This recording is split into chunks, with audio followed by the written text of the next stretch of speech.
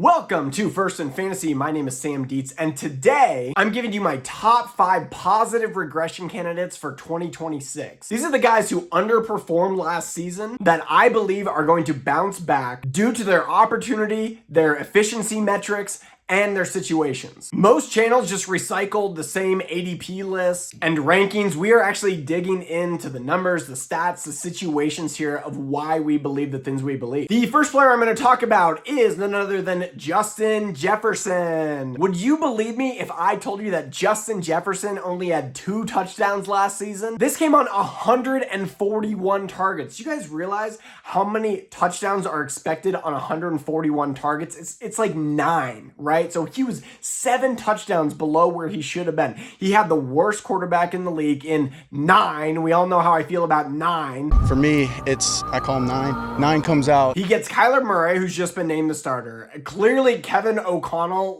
realizes how bad he screwed up with JJ McCarthy, and I feel like he's going to be on a revenge tour this year to get Justin Jefferson the ball, to make him happy, and to make the Vikings relevant again. All of JJ's, and when I say JJ, I mean Justin Jefferson. God forbid there were 2 JJs on the Vikings, and one was the league's best wide receiver, and one was the league's worst quarterback. JJ did not get any worse. Justin Jefferson still looked like Justin Jefferson, but nobody could get him the ball. He looked so frustrated. I don't blame him.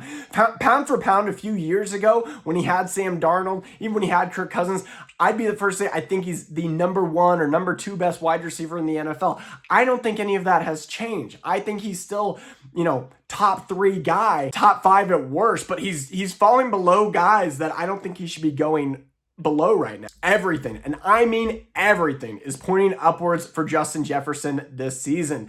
I have been getting him at the end of the first round, picks 10, 11, 12. He is a steal in my opinion at that range. So if he falls to you at the end of the first, he's a great wide receiver 1 to have. Next, we're going to be talking about Kenneth Walker III, now of the Kansas City Chiefs, and he was the Super Bowl MVP last season. I had never owned Kenneth Walker in my entire life. I think he's a great runner. He glides on that grass. He's a mix of speed, power, elusiveness, but the problem is in Seattle, 1, he had some injuries, but 2, he was always sharing that backfield with Zach Charbonnet. Very similar to Kyron Williams and the Blake Corum thing. It was just hard to lock him in as a running back 1. But the Chiefs shelled out for him, and he really doesn't have any competition there. And the Chiefs have struggled without a running game the last few years, and I think they're sick and tired of it. With Mahomes coming back from his injury, they want a good run game to support him, to take some pressure off of Mahomes, and I think Kenneth Walker III could be an absolute monster this year for Kansas City. Kansas City in their own rights is going to be on a revenge tour, not making the playoffs for the first time in, gosh, I don't know, since Patrick Mahomes has been there. And I think the whole team is going to be stepping up and being more efficient this year. A little fun fact about Kenneth Walker most people don't know as well, he really is in his prime right now. And I know it's obvious to say, because he won Super Bowl MVP, but think, he only had just over 1,000 yards last season. But he led the NFL in avoided tackle rate at just under 35%. That is a dude in his prime. That's like Saquon from 2 years ago. That's when you want to buy in on a player whose percentage metrics are high, but maybe their volume metrics weren't as high because of the situation they were in. The Chiefs are also a team that likes to score a ton. Seattle relied a lot on their elite defense, and most of that offense was funneling through JSN last year. I really like Kenneth Walker to bounce back and move into that next tier of running backs, really that second tier of elite running backs. I don't think he's going to be absolutely as good as the Jonathan Taylors, the Christian McCaffreys, but right underneath that. So if he's falling to you, I'm seeing him go in the 3rd round a lot, 4th round. Do not be afraid to take it. Next, we're going to be talking about little lad McConkey, the little white receiver for the LA Chargers. He is going into his 3rd season now. People were very high on him his rookie season. He had his breakout year. Last year, Keenan Allen comes back and he's targets are everywhere. The O-line for the Chargers is a mess.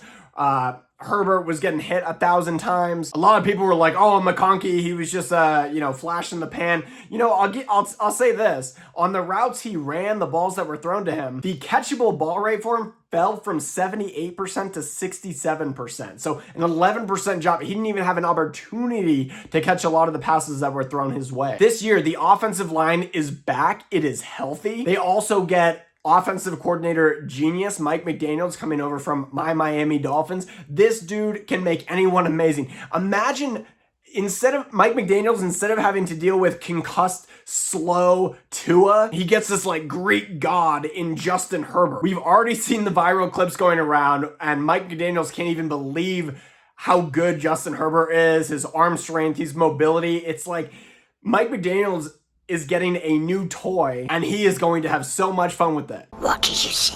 That sounded a little weird. Moving on, this comes back to Lad McConkey. Mike McDaniels is amazing at scheming wide receivers open, and I've been taking McConkey a lot in those like middle rounds as a decent floor guy. I think he's gonna be, I'm not saying he's this type of player, but I think he's going to be penciled into sort of that Jalen Waddle role that Jalen had in Miami. No, he doesn't have as much of top speed as Jalen Waddle, but he also doesn't get hurt as much as Jalen Waddle. And he is a very good route runner. That's where he makes his bread and butter. I could see him grabbing 7-8 catches a game for around 70 to 90 yards with a potential touchdown. I see a lot of people fading Lad McConkey this year. I get it. It was a really, really rough season last year, but he is one of my top 5 regression candidates for this year.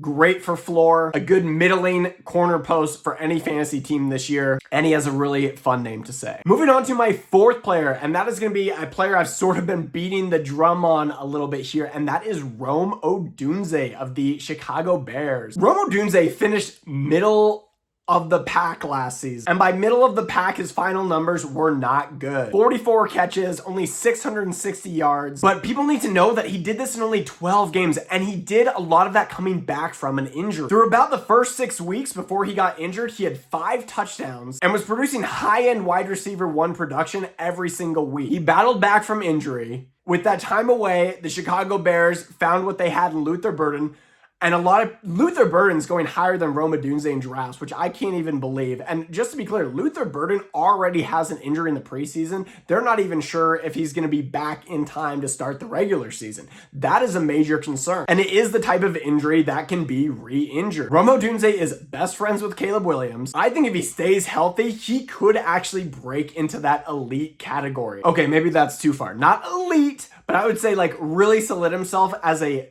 2-tier wide receiver. DJ Moore is gone this year. I expect Rome Odunze to be the wide receiver 1. And Ben Johnson, cockiest coach in the NFL. Love him, hate him. He came out yesterday and said he is hoping for this offense to be the most offensive, productive offense in the history of the NFL. That would put it at like 35 points per game or something. We're talking like Peyton Manning, Denver Broncos, 55 touchdown season. Listen, I'm not saying they're going to get there because Caleb Williams is still a roller coaster. We don't know if his accuracy issues have been fixed, but they have weapons everywhere. They have Ben Johnson, who's top 3 offensive minds in the NFL. And he's a dude who wants to push the score up on every single team. He is ruthless. And as fantasy owners, we love that. So while people are taking Luther Burden over Rome Odunze, don't pay attention to them. If Rome falls to you, he's been one of my favorite targets. He's been on almost every team that I've drafted. Moving on to our final player, and we are going back to the LA Chargers. And I know I touched on this player already, but I want to harp on him a little bit more. And that is Justin Herbert. Last year, he finished as the QB 10, which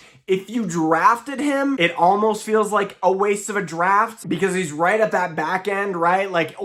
And people were taking him decently high last season. He's falling later because he never can seem to make that leap into the next tier to be like a top 5 fantasy quarterback. But I think if there's a year to do it, it's going to be this year with Mike McDaniels there. He gets healthy Omari and Hampton. Keenan Allen is gone. We're getting younger. We're getting faster. We're getting a better offense. The offensive line is rebuilt and healthy again. And Justin Herbert was looking elite before his offensive line broke down. Listen, I'm not going to be here and make excuses for Justin Herbert. That's all this guy's career has been, is wasted opportunity and excuses, and it's never his fault. I'm not going to sit here and say it's not all his fault because the great ones can overcome anything. And I'm not saying he's great. He hasn't proven that he's great. We've seen flashes of it, but not consistency. But he was facing the highest pressure rate in the NFL as a quarterback. He took 54 sacks, and to his credit, he still looked pretty mobile. He hit almost 500 rushing yards, which most people would not think of when they think of Justin Herbert. If you're looking for a late quarterback dart, or to get one that's maybe going outside the quarterback 12, or if you want to wait and this guy falls to you,